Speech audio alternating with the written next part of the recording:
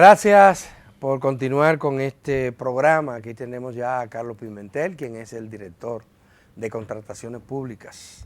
Qué bueno que esté aquí, Carlos. ¿No? Bienvenido a tu por la casa. invitación siempre. Las contrataciones públicas se ha convertido en una institución que genera muchas noticias y mucha controversia. Bueno, lo que pasa es que es el órgano rector de las políticas y las normas para la adquisición de bienes y servicios de casi el 32% del presupuesto general de la nación. Entonces, su labor es fundamental para que se puedan cumplir los planes, los proyectos de las instituciones y que eso se pueda traducir a calidad Pero de vida de la gente. ha bajado la resistencia interna de las instituciones públicas a las intervenciones de la Mira, oficina. yo pienso que se van acostumbrando. Se van acostumbrando. Está creando una cultura. Que tenemos una ley que tiene sus limitaciones, que está claro que hay que cambiarla, que hay que transformarla, que hay un proyecto en el Congreso, pero que tenemos que cumplirla.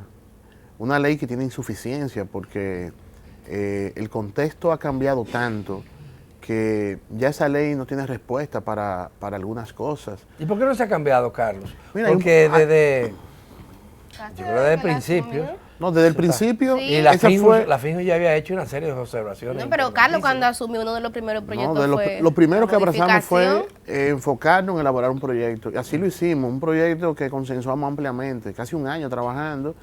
Está en el Congreso, en el Senado, en la Comisión de Hacienda. Se depositó en la legislatura, ¿Esa la preside en la quién? legislatura pasada. Esa la preside la senadora Farideh Raful. Hemos estado en contacto, hemos estado conversando, ellos tenían en agenda otros proyectos y para esta próxima legislatura ese será uno de los proyectos que se estará conociendo. Ayer vi que le dieron ganancia de causa a ustedes en el caso del ayuntamiento. De San Pedro, de nosotros le Macorís. habíamos dicho que no había forma que el tribunal pudiera fallar distinto a lo que habíamos establecido en la resolución. Ese proceso de contratación de las empresas de recogida de desechos sólidos estaba cargado de debilidades, de limitaciones. Se suspendió ese proceso. Lamentablemente las autoridades de ayuntamiento quisieron continuar, interpusieron una medida cautelar, que en ese momento el tribunal suspendió la ejecución de la decisión. Lamentablemente ellos celebraron esa decisión de la medida cautelar dentro de sus limitaciones y alcance de visión jurídica, y nosotros sabíamos que no había otra forma de que el tribunal pueda conocer y fallar distinto. Y así lo hizo en el día de ayer, donde el tribunal pues refuerza nuestras actuaciones, nuestras valoraciones y fortalece un precedente. Y eso es lo que está pasando. La realidad es que todas nuestras actuaciones que van al Tribunal Superior Administrativo están teniendo ganancia de causa. Todas. Entiéndase todos los recursos de inhabilitación y de otros procesos. Así está pasando ya con los recursos aquellos del Ministerio de Educación con los dispositivos tecnológicos. Ya hay una primera decisión que reafirma la decisión que tomó el órgano rector de suspender, de anular los 51 lotes. Y así vendrán saliendo otras sentencias. Porque, Ese fue en el caso de los dispositivos correcto, tecnológicos. Okay. Debo decir que eso a todo el equipo de la Dirección General de Contrataciones, al equipo de investigaciones y reclamos, a toda nuestra consultoría jurídica, nos llena de mucha satisfacción porque estamos generando precedentes que están siendo ratificados, reafirmados por el Tribunal Superior Administrativo. Ahí está, Pedro, ahora hay que hacer una nueva convocatoria, licitación. ¿Perdón? En San Pedro. En San Pedro. Sí, tienen que hacer otro proceso. Eso es correcto. Y en INAVIE, ¿qué es lo que pasa? Mira, en INAVIE, hay que señalar que INAVIE es una de las instituciones que sus procesos son más complejos por la cantidad de actores que participan. Y obviamente, mientras más actores, más intereses envueltos, de todo tipo y de toda naturaleza. El desayuno con es un buen negocio, parece, porque todo el Bueno, mundo quiere. son 30 mil millones de pesos.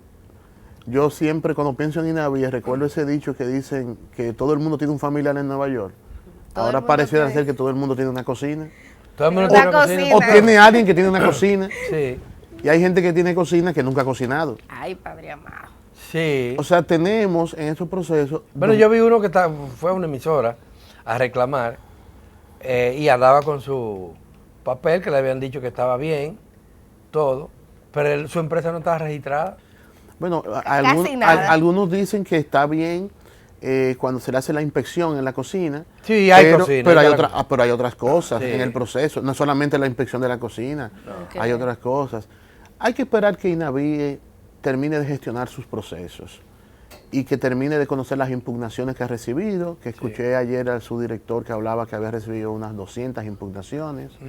Las impugnaciones en los procesos de contrataciones no son ni buenas ni malas, simplemente son los medios que tienen los proveedores para reclamar sus derechos. INAVIE está en la obligación de conocer todas esas impugnaciones, responderlas. Y si los proveedores entienden que no les satisface esa respuesta, pues acudir a la dirección de contrataciones e interponer los recursos que interponga. Hemos estado recibiendo algunos recursos, lo vamos a estar conociendo y vamos a tomar decisiones Ok, como hemos hecho siempre en el pasado. Hay en el caso de INAVIE, existe la sospecha de que se crearon organizaciones y empresas al vapor para tener algo del pastel, y lo lograron desde el gobierno pasado. Pero Eso. hay denuncias de que en este gobierno también está pasando eso en alguna provincia. Se crearon entidades rápidamente para sustituir a la que... Mira, alrededor de los procesos de INAVIE, si uno lo analiza desde una perspectiva histórica, uno tiene que partir que el programa original era que se iba a cocinar en las escuelas. Así es. Y que se iba a cocinar en las escuelas con los productos agropecuarios del entorno de la provincia, del municipio. Pues alguien vio un negocio en esto y se inventó... Y hay escuelas habilitadas para cocinar. Correcto, y no que se cocina. construyeron con cocina. Con cocina. Alguien pues vio un negocio en esto y se inventó el esquema de las cocinas. Y el esquema de las cocinas, desde su surgimiento hasta ahora, ha sido un mecanismo de reparto. Esa es la verdad. Y algo muy sencillo, y es un ejercicio que he hecho casi hasta por curiosidad, es el análisis de la lingüística de los proveedores involucrados históricamente en los procesos de INAVIE. Y su lenguaje y su narrativa no tiene nada que ver con contrataciones públicas. Así. Sí, porque ellos dicen ayúdame, dame, facilítame. Tenemos que ver Coopera. cómo hacemos eso. No hablan de licitar, concursar. Licitar, contratar, adjudicar. Y Wow. algunos, pues, han expresado incluso públicamente y en reuniones, tratando de buscar los mecanismos legales de cómo se soluciona, que a veces dicen que tenemos que buscar un bajadero. Yo no sé lo que es un bajadero. Yo busco la ley de compra, y digo, pues eso no existe el bajadero. Y otro que utilizan mucho es que hay que ver cómo damos una dispensa. Entonces, yo en la ley, yo no veo dónde se habla de dispensa.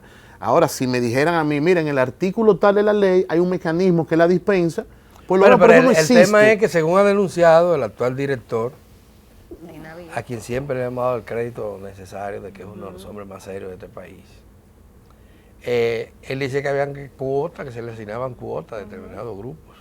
Eso es así, esa es la realidad. Ahora, parece que se cometieron también algunas irregularidades, no por mala fe, porque yo conocí es un ayer, proceso que no Carlos, está exento de debilidades. Ayer- pero tenemos que esperar que se agote esa fase de contratación. Y en los lugares donde no se adjudicó correctamente, faltan cocina, hay más o hay menos, INAVIE tiene que buscar los mecanismos de, si tiene que hacer nuevos procesos, hacer nuevos procesos. Sí. Lo que no es posible es buscar soluciones al margen de la ley Claro. en este momento. Y ahora mismo De negociaciones. las soluciones son, y usted impugna, se conocen las impugnaciones, usted pone un recurso, se conoce un recurso, o si usted tiene información de un acto ilícito, meta una querella en la Procuraduría General de la República. Esos son los mecanismos legales estrictamente para resolver el tema. Ahora, no me llame para una reunión, para decirme, vamos a ver qué hacemos, porque no hay cómo vamos a ver qué hacemos. Están pidiendo Esa es la la intervención. realidad. Y el otro elemento es la presencia mediática también, que salen entonces a desacreditar la institución, el proceso de los medios de comunicación. Claro, porque es que alrededor de esto se confluyen una cantidad de intereses pero impresionantes. contrataciones no ha encontrado irregularidades ahí. Mira, nosotros tenemos recursos, nosotros vamos a conocer los recursos, nosotros siempre vamos a fallar, como hicimos con el anterior proceso de INAVIE, que se suspendieron varios lotes y que terminó en la Procuraduría. Nosotros siempre Eso vamos está a estancado en actuar. la Procuraduría. Nosotros, con relación a este caso, tenemos recursos, debo ser prudente en en expresarme sobre ello, no puedo prejuzgar, pero si hay debilidades, va a haber debilidades, si hay que suspender lotes, se van a suspender lotes, y si Navier tiene que hacer nuevos procesos, tendrá que hacer nuevos procesos. Obviamente, el Estado tiene que garantizar un interés superior, y es el desayuno y la alimentación de los estudiantes. Mira, yo estuve en Peralta. Peralta es un pueblecito de la provincia de Azua, municipio de la provincia de Azua. Sí. Ahora recientemente. Y se me acercó un grupo de líderes comunitarios, algunos de los cuales yo los conozco de toda la vida. De toda la vida. Allí para plantearme la siguiente situación. Había una empresa que suplía las escuelas, unas 4 o 5 escuelas de la comarca, y la dejaron fuera de que ganó otro. Pero ellos ganaron, o sea, todos los procesos de que lo habían tenido. La gente la defiende. Y gente, te estoy hablando, muy honesta de ese pueblo. Sí. Pero me planteaban ese hecho que tocaba señalar, que uno lo olvida a veces. Es que allá se construyeron escuelas con cocinas. Y se le entregaron, están habilitadas. Y se le entregaron a la SACMAI, a la Asociación de Padres, Madres, Amigos de Escuela. Y no ese modelo hay que retomarlo. Obviamente, INAVIE va a tener una posibilidad de repensar sus políticas, sus prácticas, porque INAVIE va a tener al menos 2 años sin hacer nuevas licitaciones, porque estas licitaciones son de 2 años. Porque era insostenible que INAVIE cada año tuviera licitaciones. Claro. Ese pleito todos los INAVIE tiene que concentrarse ahora, después que termine este proceso, hacer los ajustes que tenga que hacer, repensar sus políticas, y INAVIE tiene que hacer un esfuerzo extraordinario de supervisión, porque aquí hay que decir que no todo lo que sea adjudicado se entrega. O sea, tú ves adjudicaciones de 1.300 raciones, pero no eso es lo que se entrega. En papeles se entrega, pero prácticamente no. Así es. Entonces, la supervisión de INAVIE tiene que ser estricta. Sí, y tiene que mejorar eso. Ahora hay gente que ha tenido adjudicaciones de cocina que no conoce el olor de la cebolla. Así es, pero hay casos de que ahora una de las medidas que han protestado es porque INAVIE decidió que la empresa que va a suplir el desayuno en una provincia tiene que ser de la provincia. Eso es muy importante. Porque lo que me decían también la gente de Peralta, ahora están trayendo el desayuno, las raciones desde Azua. Sí. Cuando aquí en el pueblo se hicieron procesos regionales, se hicieron procesos con delimitación de tiempo, de distancia. Puede haber algunas inconsistencias que INAVIE tendrá que resolver. Provincial ya es un avance. Sí. No, y puede haber algunas debilidades que INAVIE tendrá que resolver. Ahora, resolver ese tipo de situaciones ya de la logística como tal, no puede ser en el marco del proceso de contratación y sobre todo en el momento que está. Si nos damos cuenta que en una provincia, por alguna razón X, la distancia no es la adecuada o no tenemos la cocina que se requiere en ese municipio, pues INAVIE puede perfectamente llamar a otro proceso más adelante para esa localidad específica, pero no en el marco de un proceso de contratación, tratar de resolver problemas que son de la logística, porque el proceso va a tener debilidad, porque es un proceso complejo. Estamos hablando 2.400 oferentes, van a quedar 800 oferentes que no van a ser adjudicados porque, como yo he dicho, no es un reparto, no es dando cocina que estamos. Es un proceso competitivo que algunos van a ser adjudicados, otros no van a ser adjudicados. Esa es la realidad. Lo importante es, porque a veces yo veo que es una contradicción, porque hay tantas quejas alrededor de ese proceso, pero al mismo tiempo hay mucha participación. Y si hay participación, hay confianza. Hay miel.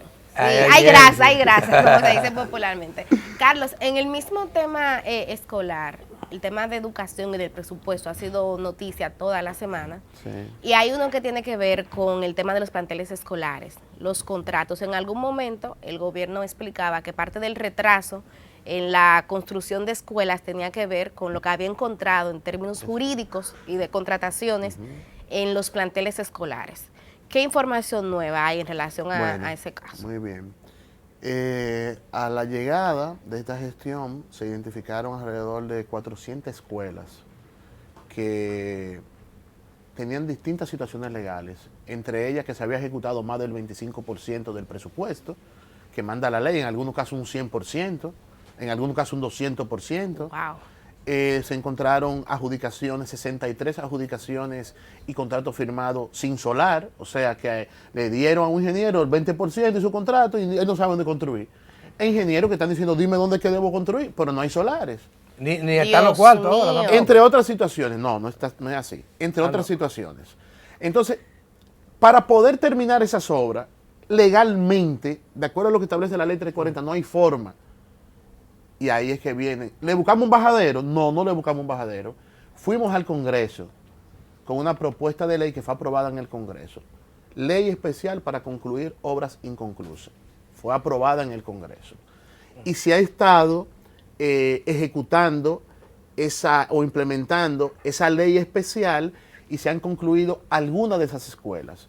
Y el plan es, y va en una cascada. Por ejemplo, habían escuelas que le faltaba un 5% de ejecución, esas escuelas se han ido concluyendo. A otras le faltaba un 90% de ejecución, se ha ido concluyendo. Y de la que le faltaba menos hacia la que le faltaba más. Esos recursos están ahí y están disponibles para que el Ministerio de Educación, junto con el Obras Públicas y el Ministerio de la Vivienda, el continuador jurídico de la UISOI, que son los que tenían la responsabilidad de la ejecución de esas obras, puedan continuar con esas obras. Es decir, que no es que falta recursos. Eso quiere decir que con relación a las trabas legales se han ido desenredando esos nulos legales y los recursos están ahí disponibles. Pero ¿cómo entonces, ¿qué es lo que ha pasado? Porque las denuncias que nosotros tenemos son muchas de escuelas que están en proceso de construcción, casi terminadas, pero tienen 3, 4 años. No son ni siquiera de esta administración. No, son escuelas, vamos a hablar más claro, son escuelas del sorteo de obra del 2016 y algunas del 2012. No hay que olvidar que en esa ley especial pusimos expresamente una disposición que dice una autorización para terminar estas obras. No obstante, esto no implica que se exime de responsabilidad penal, administrativa de lo que hicieron esto. Porque lo que pasó con relación a ese proceso fue que se violó la ley de manera, yo siempre digo, olímpica, porque se ejecutó en algunos casos más de un 100 y un 200%. ¿Por qué? Porque no hubo planificación, porque no hubo diseño, porque hubo un negocio con las compras de solares, porque hubo un negocio con las construcciones. Entonces, hay toda una telaraña de situaciones alrededor de esas escuelas. Algunas se han ido concluyendo y otras están pendientes, ciertamente están pendientes. Algunas va desde que le faltaba un 5% de ejecución a otras que no tienen solar. Pero ¿por qué están pendientes? Si ya se ha avanzado en términos legales, si hay presupuesto, o sea, ¿qué es lo que ha imposibilitado que se concluyan, Carlos? La obra inconclusa, la ley de obra inconclusa, estimo que se aprobó en el Congreso hace un año, más o menos. De ahí de la implementación, a todas esas obras hay que hacerle nuevamente presupuesto, equilibrio económico y volver. Pero también hay que decir que se están, porque hay muchas cosas, se están rescindiendo contratos, porque hay contratistas de eso que ya se comieron la masa y que no quieren continuar. Alrededor de eso había una línea de crédito también en el Banco de Reserva. O sea, alrededor de todo esto había todo un entramado de nudos legales que se han ido desenredando. Obviamente, yo estoy consciente, estoy convencido que el nivel de implementación de concluir esas obras se debe acelerar. ¿Por qué? Porque ya se han despejado los nudos legales y los recursos están ahí. Y que además hay una inversión y se deteriora si no se concluye. No hay nudos legales, no hay nudos legales y los recursos están ahí. Pero hay que decir que decir eso ha tomado casi un año para poder desenredar todas esas situaciones que se generan alrededor de eso. Y lo que sí está pendiente, y es importante, es que alrededor de lo que sucedió en las construcciones de escuelas en la República Dominicana, está pendiente una investigación a profundidad del Ministerio Público. Eso sí hay que decirlo. Ahora, ¿qué nosotros planteamos y quedó así en la ley de obras inconclusas? Algo que decía Millicent. Tenemos que terminar esas obras. Claro. Tenemos que terminarlas porque están ahí, se van a deteriorar, hay una inversión. Entonces, nosotros la terminamos, mientras tanto el Ministerio Público debe profundizar con las investigaciones de lo que sucedió ahí. Vamos a hacer una pausa, Carlos. Pero Carlos no se va, Carlos no se va. No, este viene de él. Este viene de Carlos Pimentel, quien es el director de contrataciones de obras públicas. Así que, den un chancecito y volvemos con Carlos.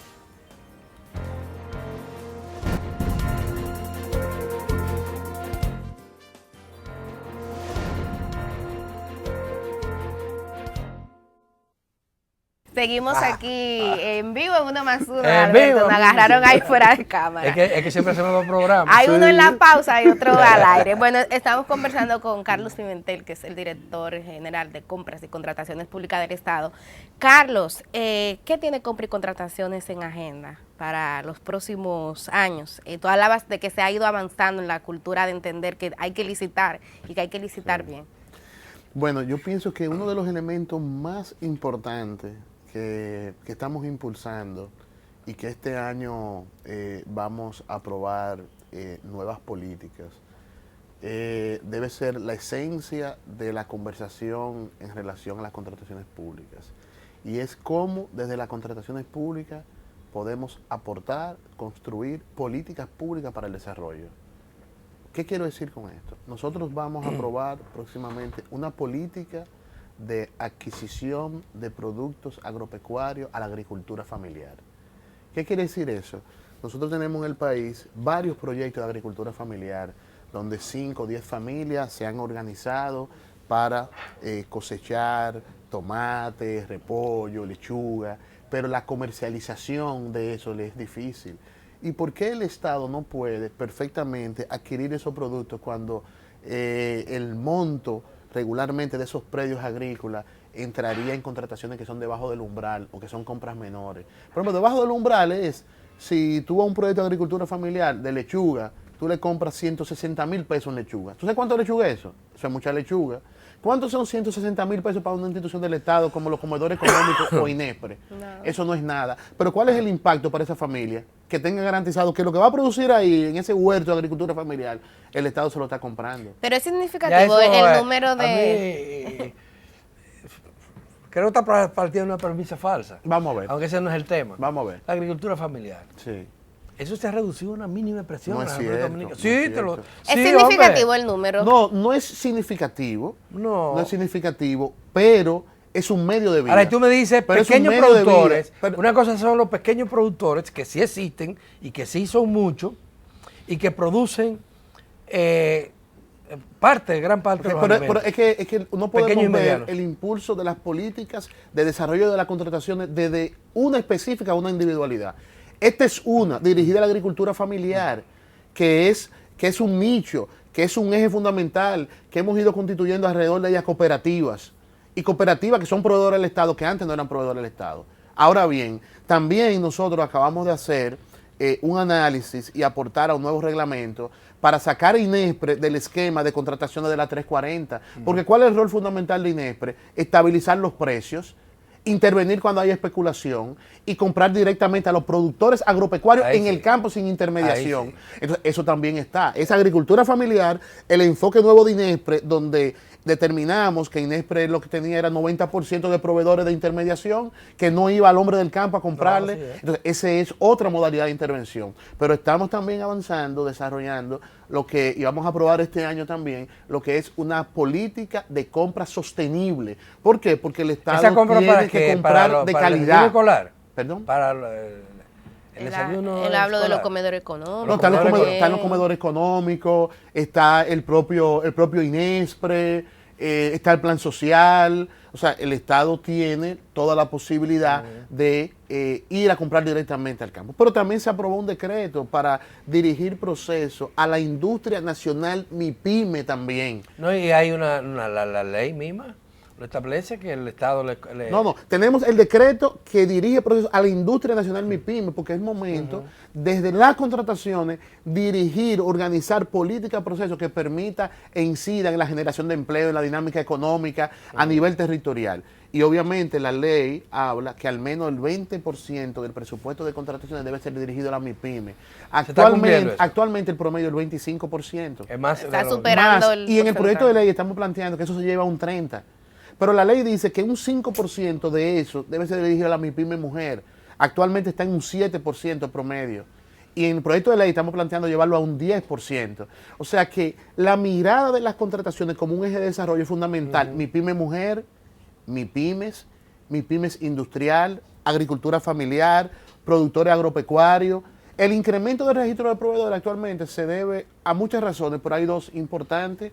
Las asociaciones sin fines de lucro pueden ser proveedores del Estado, porque así lo establecimos en la nueva resolución del registro de proveedores, que antes tenían dificultades para ser proveedores del Estado. ¿Por qué? Porque hay asociaciones de productores Claro que sí. están sobre la Claro. base de la ley 122, Sí. pero también se han integrado alrededor de 1.200 cooperativas que son proveedoras del Estado también, porque tenemos que promover la asociatividad, la organización de productores nacionales para que puedan ofertar su producto al Estado Dominicano. Esa política la inició Danilo Medina, ¿Cuál? la de promover la asociatividad Sí, y la de usar a las organizaciones de productores. sí, y cierto, es probable, Sí, sí. es probable, no obstante, no tenían el mecanismo para ser proveedor del Estado. Y al día de hoy podemos decir que, se ha avanzado que en de eso. 2 o 3 Bueno, cooperativas tenemos 1.200 Carlos, cooperativas. una de las, tal vez la principal fortaleza que ha tenido este gobierno, donde se evidencia un cambio significativo, tiene que ver con la lucha contra la corrupción. Y esa lucha ha tenido 3 patas, tres mecanismos pilares. de aplicación, 3 pilares importantes. La Procuraduría General de la República, va a decir el Ministerio Público, que aunque hay algunos por ahí que siguen poniendo entre comillas la independencia, yo creo que la inmensa mayoría de los ciudadanos y las ciudadanas estamos clarísimos de que ciertamente hay un Ministerio Público insobornable a nivel de la cabeza. La oficina que tú diriges, Compra y contratación. compra y contrataciones, es otro pilar, porque tú no te ganaste ese cargo en el partido, sino por un reconocimiento público y por una decisión también del gobierno de hacerlo. Y el tercero es la Comisión de Ética Gubernamental, Sí.